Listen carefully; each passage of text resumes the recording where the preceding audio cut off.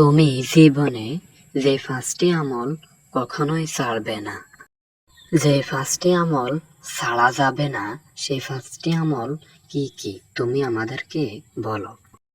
যেমন সেই 5টি আমল কি কি দেখুন।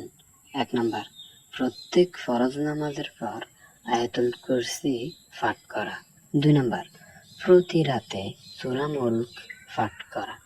3 নাম্বার, সকাল বিকাল দৃঢ় বিশ্বাসের সাথে সাইয়্যিদুল ইস্তেগফার পাঠ করা। 4 নাম্বার, ওযুর পরে কালেমা শাহাদাত পাঠ করা। 5 নাম্বার, দৃঢ় বিশ্বাসের সাথে আজানের জবাব দেওয়া। ভিডিওটি ভালো লাগলে সাবস্ক্রাইব করুন।